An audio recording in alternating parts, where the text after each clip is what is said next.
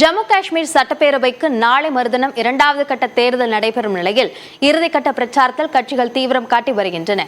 இதுகுறித்த கூடுதல் விவரங்களை நம்முடைய செய்தியாளர் வேல்முருகனிடம் கேட்கலாம். வேல்முருகன், ஜம்மு காஷ்மீர்ல இரண்டாம் கட்டத்திற்கான கடைசி கட்ட பிரச்சாரம் நடைபெறுகிறது. இப்போ நீங்க ஒரு வாகனத்துல பயணித்துக் கொண்டே இருப்பதை காட்சிகள்ல பார்க்க முடிகிறது. எப்படி இருக்கு அங்க பிரச்சாரத்தினுடைய இறுதிக்கட்டம்?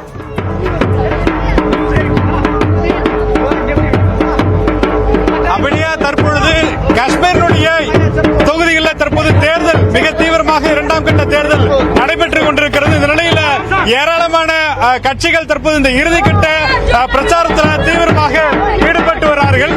தொடர்ச்சியாக இங்கு இருக்கக்கூடிய ஒவ்வொரு கட்சியினரும் குறிப்பாக இன்று மாலை தேர்தல் பிரச்சாரம் இருப்பதன் காரணமாக தொடர்ந்து இந்த பகுதியில் நம்ம பார்த்துக் கொண்டிருக்கிறோம். பேசலாம்.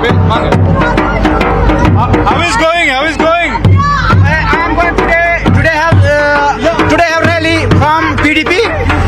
Starting from Gandhipura and so many area I recovered today, and I have so many people. I saw cars are here. How is the competition, NC and PDP?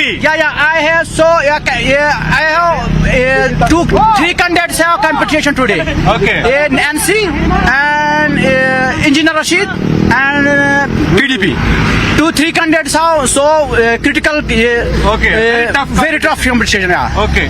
அதாவது தற்பொழுது நம்ம மேகத்தினுடைய அந்த குறிப்பாக அந்த சாலைகள்ல பயணித்துக் கொண்டிருக்கிறோம்.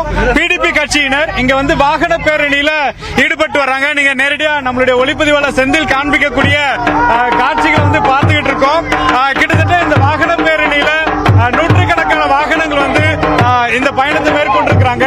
ஒருபுறம் நேஷனல் கான்ஃபரன்ஸ் என்று சொல்லக்கூடிய தேசிய மாநாட்டு கட்சி ஒருபுறமும், அதே போல மக்கள் ஜனநாயக கட்சி ஒருபுறமும் தற்பொழுது இந்த வாகன பேரணியில ஈடுபட்டிருக்கக்கூடிய நிலையில இன்று மாலை 5 மணியுடன் தேர்தல் பிரச்சாரம் நிறைவு பெறும் எதிர்பார்க்கப்படுகிறது. 25ஆம் தேதி தேர்தலுக்கு மிக தீவிரமாக தற்போது காஷ்மீரினுடைய இரண்டாம் கட்ட தேர்தல் தயாராகி வருகிறது. அபிநயா, ஜம்மு காஷ்மீர் மாநிலத்தில் இரண்டாம் கட்ட தேர்தலில் 26 தொகுதிகளுக்கான தேர்தல் நடைபெற இருக்கிறது. இது சார்ந்த கள விவரங்களுக்கு நன்றி வேல்முருகன்.